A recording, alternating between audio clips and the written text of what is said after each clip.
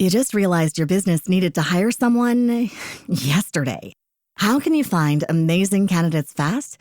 Easy. Just use Indeed. Stop struggling to get your job post seen on other job sites. With Indeed sponsored jobs, your post jumps to the top of the page for your relevant candidates, so you can reach the people you want faster. According to Indeed data, sponsored jobs posted directly on Indeed have 45% more applications than non-sponsored jobs. Don't wait any longer. Speed up your hiring right now with Indeed.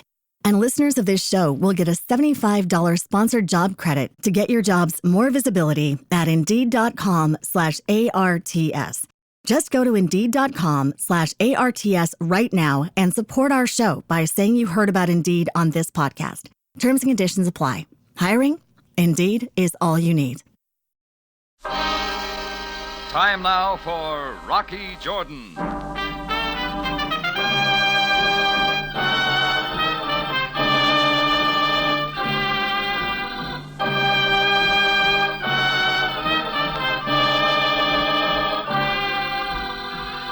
Not far from the Mosque Sultan Hassan in Cairo stands the Cafe Tambourine, run by Rocky Jordan.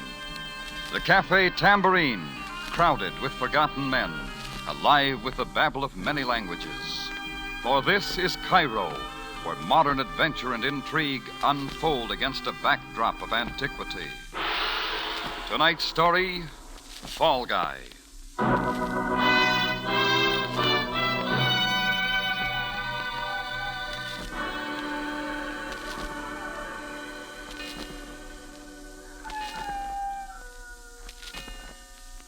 3 o'clock in the morning's just about the same all over the world. The streets and buildings and rooms and people are full of sleep. And even in Cairo, Egypt, you can't expect anything different. The whole town's packed with that kind of air that moves all around so you can't hear it, like a lady in a soft dress. I don't generally sit up and wait for 3 in the a.m., but last night was different. I was working on the books in my place above the tambourine when things got noisy. From my window, I made out a couple of Egyptian police waving pistols in the air. I didn't know what the show was about, but whoever they were shooting at figured to be the leading man. I didn't have time to pick him out because just then he picked me. Open up, Rocky! Rocky, it's me, Johnny Servant. Open up quick! Help me, Rocky. Help me, they're after me. Shortchange somebody at the club, Johnny? This is serious. I'm in a spot. You can tell by the noise you ought to keep a curfew. They were shooting at me. They won't give me a chance to talk. It's that cop Greco. He's bucking for a promotion. I'm one more strike. Take it easy, Johnny. They're coming here.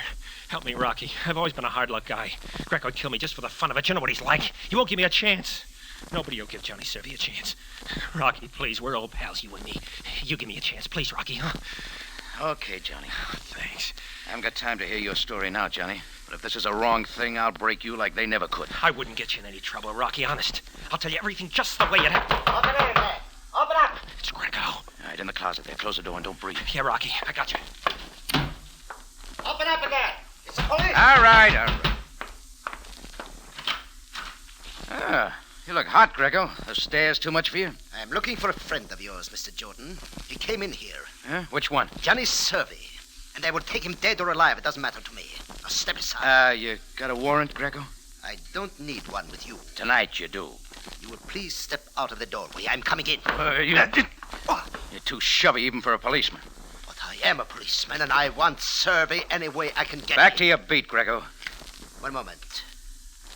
Rocky Jordan might have been shot accidentally in the line of fire. If you make out the report, is that what it'd say? That is exactly what it would say. Do I come in, Mr. Jordan? I don't argue with a police special. Sure, come on in. Greco! Better tuck it away, Greco. Sam still runs the department his way. Well, Greco. So we've lost him, eh? No, Captain Sabaaya. He is hiding here in Mr. Jordan's cafe. Hiya, Sam. Everybody gunning around tonight? Jordan, are you hiding this man? We know he is a friend of yours. Oh, I got a lot of friends. Have Sam. you seen Johnny Servy tonight? Jordan, an important diplomatic official was robbed at the International Club tonight. The charge is against your friend Servy. It is a serious situation which might bring about complications. Now, Jordan, is this man here with you? I can make him answer that question, Captain. Greco, we represent the law. We do not violate it. You ought to remind him more often, Sam. He forgets easy. Within the hour, I will have a warrant issued to search these premises, Jordan. For your sake, as a guest of the Egyptian government, I hope we do not find Johnny Servey here. I hope so, too. All right, Greco. You mean we are not going to search this place now? We will do everything the law enables us to do. Jordan. Yeah? Friendship is a most admirable attainment. It is the single proof that men are no longer barbarians. Sometimes, however, it is taken advantage of. And then it is a sin against civilization. Good night, Sam. Good night, Jordan. I heard their story, Johnny. Hope you write a better one. You covered for me swell. Come on, give it to me. Give it to me. All right. You know, I rake in the chips for Ed Solomon at the International Club. Yeah? Well, tonight a guy from one of the embassies takes the plunge, loses more than he's got with him. He leaves his briefcase for security. Well, I figure the briefcase full of important papers will bring him back with the money he owes the house. What does that lead to? Well, the next thing I know, Greco and a couple of uniforms are knocking on the door telling me how I robbed the embassy guy of his briefcase. You made a break for it? Well, I told Greco what really happened, but he wanted to write it his way. It'd look good, him hauling me in. Even better if I came dead. People talk in places besides Cairo with an embassy guy in the deal. Greco'd get a promotion, and I'm his water boy. You did real good, Johnny. What happens now? Big Ed Solomon, he owns the International Club. Greco wouldn't tangle with him, and Ed could do all my talking to the right people. Now, you can help me, Rocky. Keep going. Ed Solomon lives in an apartment on the river. Will you see him for me, Rocky? Will you tell him what happened and get me out of this? I'm not going to get any sleep anyhow. Oh, you're a pal, Rocky. And I sure can use a pal. Yeah, Johnny. That's what scares me.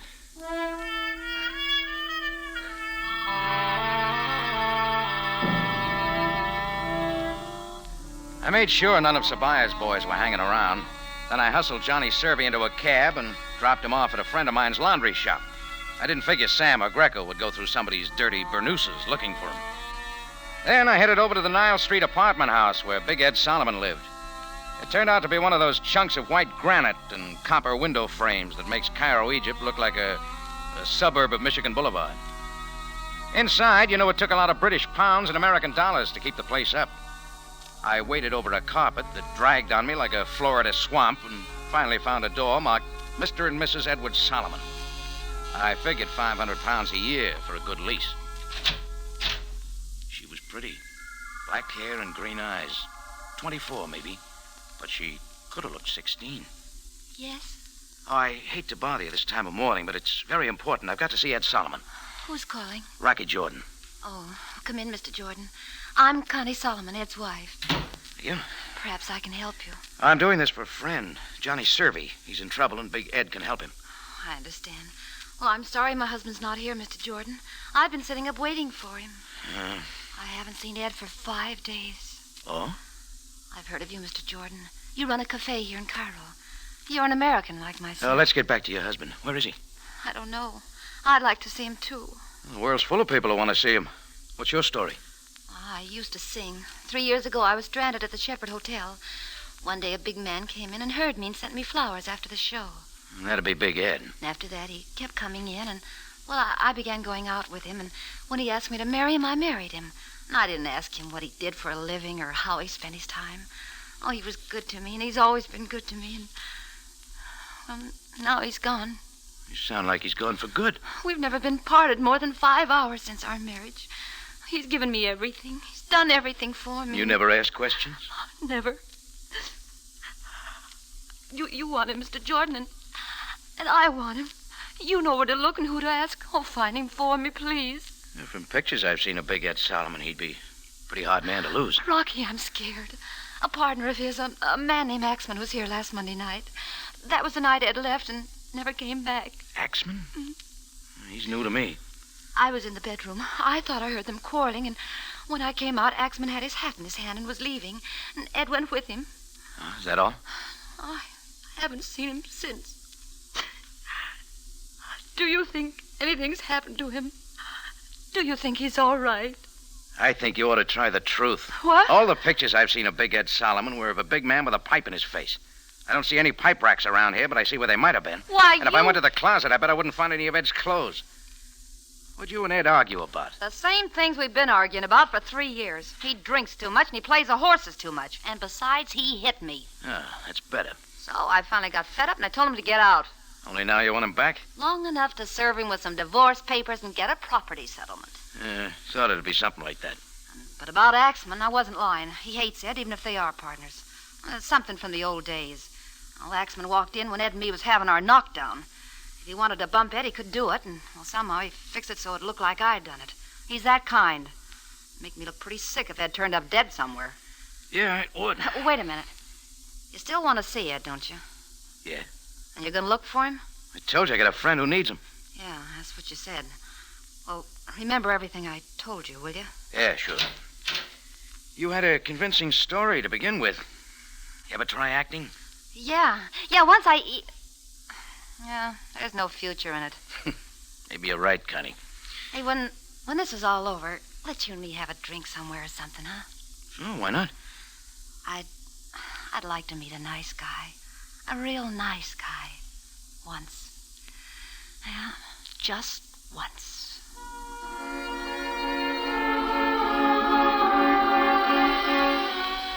Oh, when I left her place, the morning sun already had the hangover crowd on the ropes. And it looked like a pretty busy day for me. I'd covered for Johnny Servey, and the only way I could square myself was to find Ed Solomon and clear things up. So I started looking. I ran up a tab at 5 different places asking questions.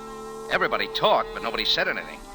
That is, until I ran into Sam Sabaaya at the Courtney Club. He was standing at the bar, sucking in on one of those long Egyptian cigarettes. His eyes didn't shift when they saw me. He just came my way like they were pulling him around. When he stopped, the tuft on his fez hadn't moved. We searched your place, Jordan. Huh? Find enough liquor? Jordan, I have known you for a long time. You have a code that puzzles me. Hmm? Perhaps it is the difference between the East and the West. Whatever it is, the end is always the same. What are you trying to say, Sam? I know that you were hiding Johnny Servey when Sergeant Greco and I were looking for him tonight. I know that you have hidden him somewhere else in the city. Now, listen, I posted no men to watch your cafe. I hope you can produce Servey when I ask for him, Jordan. What you trying American cigarettes, And Sam? I hope you have done the right thing this time. I'll handle Servey if you handle Greco. Jordan, there are some people who are controlled only with patience. Good night again. Or rather, good morning. See you, Sam.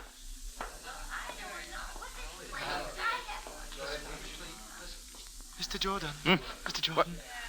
Where'd you come from, Buster? Oh, no, Buster. I'm Jeannie. I've been searching for you, Effendi. I have some information. Oh, I've already got plenty of that. This is of a special interest to you and your friend. What friend?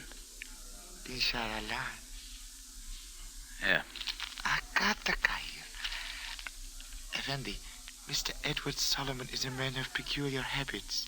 I do not understand them. Come on, Jeannie, let's have it. In Cairo, he maintains a beautiful apartment and a lovely wife from your own country, I believe. Yes, I met her. But on the edge of the desert, away from the Nile, at a large oasis near El Fayoum, he also maintains a home.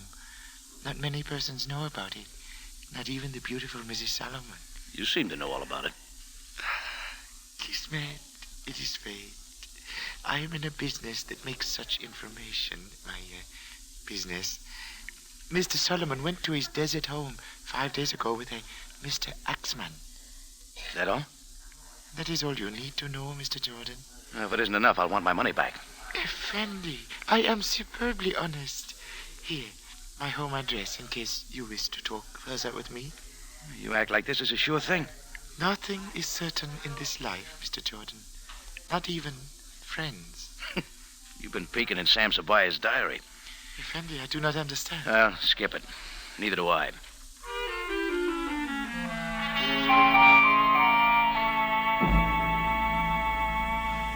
When I left the little guy with all the information, nothing looked right. Johnny Servey's story, Connie Solomon's story, even Sam Sabaaya's talk had a rattle in it. But no matter what Sam said at the bar, he was making a deal with me. He meant to have Servey. That meant I had to find Ed Solomon. So I got my car and drove up to El Fayoum. The place looked tired and old, like it was a million years away from Cairo. The only thing new about it was a petrol station serving it up out of big 5-gallon tins. The guy in the white pants and shirt didn't bother about a hat. I guess he liked the sun. Hey, George. Assalamu. Alaikum. Assalamu. Save it, pal. I never use it. You come from here, but somebody taught you a different alphabet. I did a swami trick in the county once. Lousy racket. Yeah? What do you do now? Pour gas out of them tins. You want some? Those look like quartermaster marks. What difference does it make? You'll need gas to get back where you came from. All right, you got gasoline. What about coke? Try inside. The girl will take care of you. Oh, thanks. Don't mention it, Jordan. Did you say Jordan? I don't know. Did I?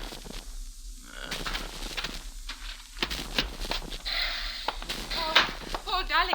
You just realized your business needed to hire someone yesterday. How can you find amazing candidates fast? Easy. Just use Indeed. Stop struggling to get your job post seen on other job sites. With Indeed sponsored jobs, your post jumps to the top of the page for your relevant candidates, so you can reach the people you want faster. According to Indeed data, sponsored jobs posted directly on Indeed have 45% more applications than non-sponsored jobs. Don't wait any longer. Speed up your hiring right now with Indeed. And listeners of this show will get a $75 sponsored job credit to get your jobs more visibility at Indeed.com/ARTS. Just go to Indeed.com/ARTS right now and support our show by saying you heard about Indeed on this podcast. Terms and conditions apply. Hiring? Indeed is all you need. I cannot go on. Oh, I'm sorry. I thought you were Paul. Paul? Who's that? Paul Cairo. This is his place. Oh, yes, I just met him. Nice fella. He said I could find a coke in here. Oh, yes, of course. You are traveling far? No. No, just to the oasis. Oh, that is just over the dune. But there is no one there this time of year. Oh, I heard different. Oh, perhaps you have your own home there? I'm looking for a guy. Big Ed Solomon. Solomon? You are a friend of his? Oh, never met him, lady. Let me tell you. Car's all ready to go. Oh, thanks. Lisa, don't you think you ought to see how the fire's doing? Fire? What fire? Build one. Of course, Paul, of course. Goodbye, sir. Lisa is too friendly. I like friendly people. So they tell me. Keep the car here, will you? Huh? Going to the oasis. I don't see any road. I'll have to hoof it. It's right about half a kilometer. Your feet will get hot. I'll bet you got some foot powder. Doc Scholl himself. You want some? Yeah, when I get back. Suit yourself. See you around, pal.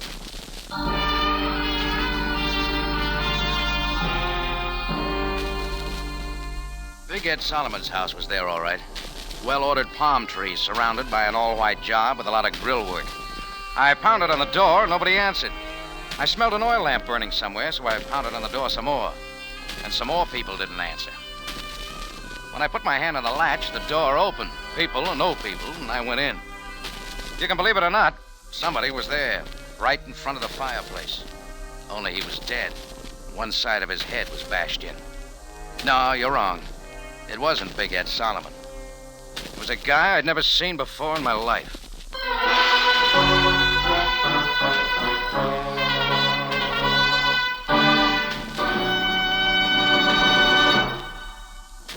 You are listening to Fall Guy, tonight's adventure with Rocky Jordan. For the most exciting mystery, turn first to CBS. There, your mystery programs will be full of the thrills you enjoy, full of the surprises which keep you absorbed in the story until the final climax. On Tuesday night, CBS, at 8:30, turn to a full hour of top mystery. Mr. and Mrs. North first, then Mystery Theater. Two unusual programs, a full hour voyage into the chilling realm of crime and punishment. Beginning at 8:30 on Tuesday night, CBS.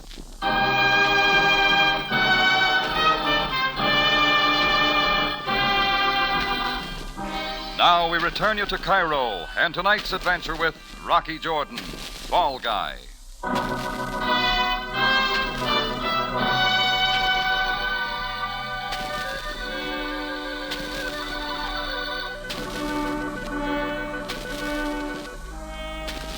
Sometimes you don't know just why you do things.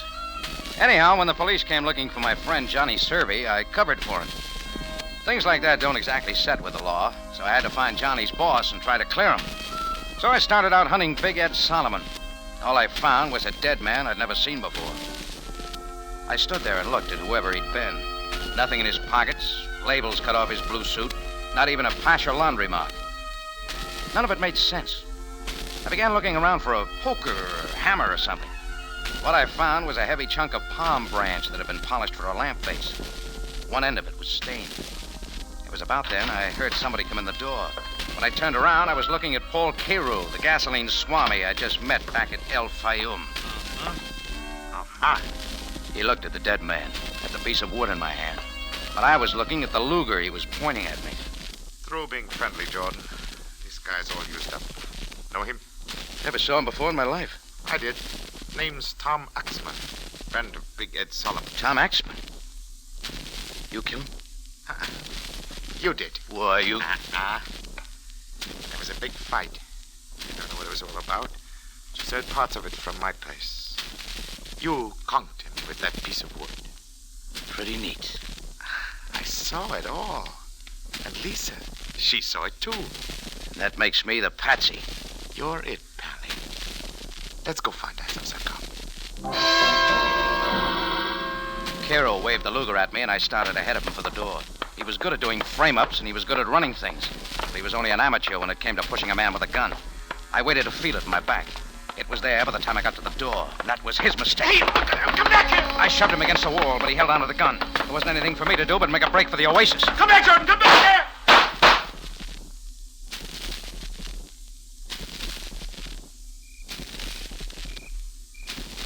All the rest of that day it went on in the oasis. Cairo crashing around looking for me. I hid behind date palms and in the underbrush. Found out a lot of things that bug experts would have gone buggy about. As far as helping Johnny Servey or finding Ed Solomon, I was doing no good at all. As soon as it got real dark, I figured it was safe enough to cross the patch of sand and hit the highway. Cairo must have figured the same way, because I didn't hear him crashing around anymore. So I went back to see Paul Cairo's wife, Lisa.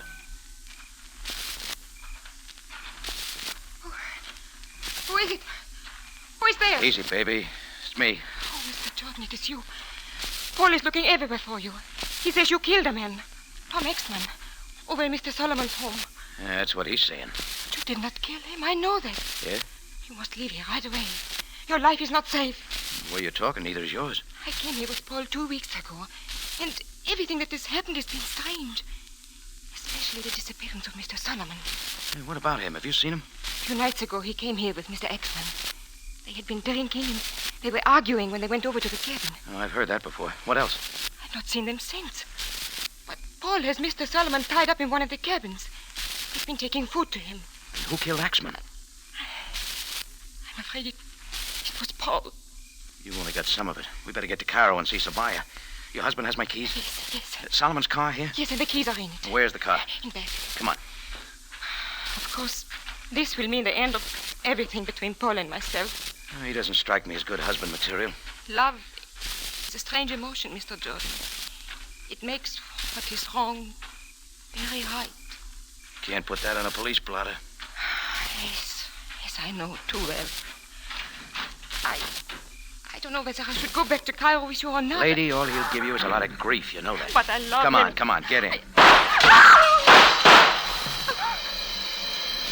It was Cairo off in the dark somewhere, shooting at anything that moved. Lisa fell off the running board. I scrambled down, but when I got one look at her face, I knew she couldn't use any help. So I shoved the car into gear and burned tires straight for the road to Cairo.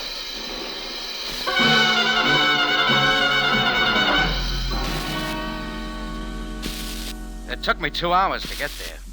The guy at the laundry said Johnny Servey'd taken a powder 10 hours before.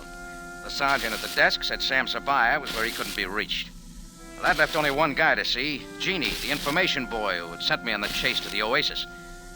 I pulled his card out of my pocket and found his place off in the native quarter, in between a phony rug maker and a lady barber. Mr. Jordan. Buster, I've been up almost 24 hours without sleep. I saw one dead man and one woman killed. I don't feel good, and I want more information. But, Mr. Jordan, I told you where Mr. Solomon could be found. I gave you information. You didn't give it all. Please, Effendi, didn't you find Mr. Solomon? I found a playmate of yours who likes to shoot people and beat their skulls in and hang phony raps on me. Effendi, So start talking. Please, I know nothing of a man who would do such things. I know nothing of that man. When a punk like you comes sidling up to me and tells me out of a clear sky where to find my man and doesn't argue about what I pay him, that means he's already been paid. And they only pay you for working. I am above reproach, Mr. Jordan. I would never become involved in a killing or murder. Yes? Who paid you to send me up to El Fayoum? Who paid you to frame me with a murder? It was me, Rocky. I didn't tell him, Mr. Sevi. I didn't tell him. Shut up. That 38 makes you a foot taller, Johnny. Easy, Rocky, easy. I'll use it right here if I have to. I think you would. Paul Cairo phones me from El Fayoum. Said you lammed out twice. You're awful tough, Rocky. Too tough to call a friend. Here, take this and buy yourself a new fez, Jeannie. Forget you ever saw Jordan. Oh, yes, Mr. Sevi. Yes. All right, Rocky, let's get going. Long drive ahead of us. I'll be able to drive it blindfolded someday. Someday. I'm still the fall guy? I hate to do it to you, Rocky, but you're it. This is my chance not to be a punk anymore. I take you back there and we call Sabaaya. Me and Cairo fix it up like you did it all. Now, come on. Cairo will be getting anxious.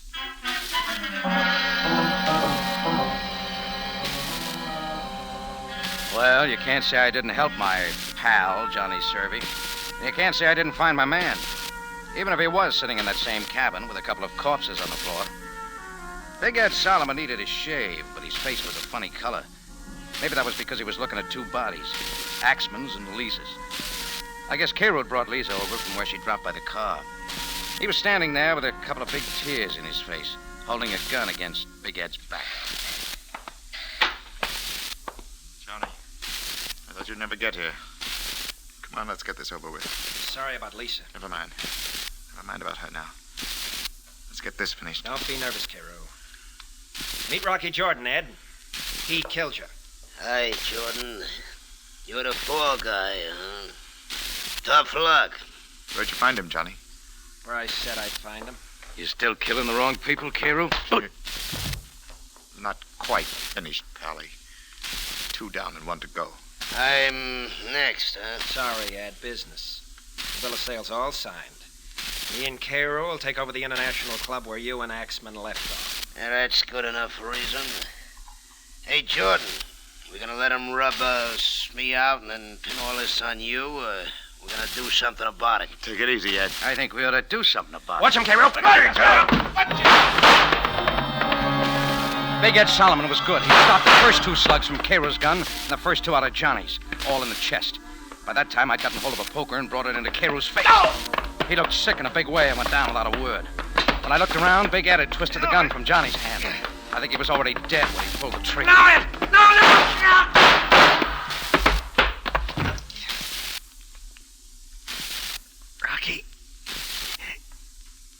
Rocky, help me. I did once, Johnny. Remember? Yeah. Yeah, no. Why'd you pick me, Johnny? The embassy trick was level. I got the idea a couple of days ago. Figured I could get you looking for Big Ed. You set it up with Cairo. Well, Rocky, you aren't a patsy anymore. No, Jordan. You are not a patsy anymore. Cops and everything. Aye, Captain. Guess I didn't work it so well. You were wrong when you first started, Servey. Yeah. Nothing I ever did ever worked out. Hard luck guy. Rocky. Yeah? Rocky. You were a good guy. I guess I was. Well, you just played in the wrong team, Johnny. You never were.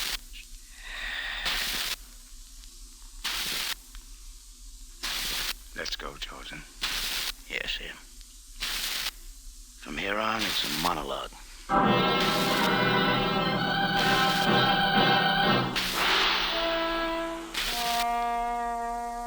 Well, Sam and I picked up the pieces later on. It was like Johnny said. The embassy thing that night was true enough. Greco wanted Johnny bad, but Johnny got ideas and figured me for the patsy in his deal with Cairo. He had the guy tip me off to where Big Ed was, and Cairo put Big Ed under lock and key, killed Axman, and waited for me. You know how it happened from there on out. Lisa got in the way, I got in the way, and Johnny got in the way. Sam looked sad when it was all over. Maybe I did too. You go out on a limb for a pal. Next thing you know, somebody's chopping down the tree.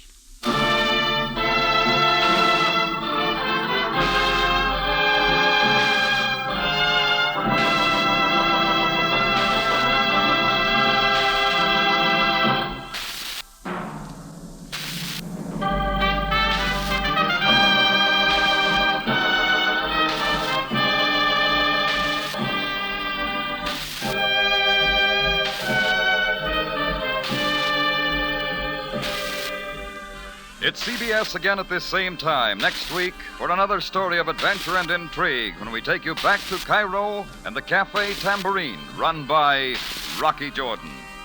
Jack Moyles plays the title role, with tonight's story by E. Jack Newman, edited by Larry Roman and Gomer Cool. Rocky Jordan is produced and directed by Cliff Howell, with original music by Richard Arant. Larry Thor speaking. This is CBS, the Columbia Broadcasting System.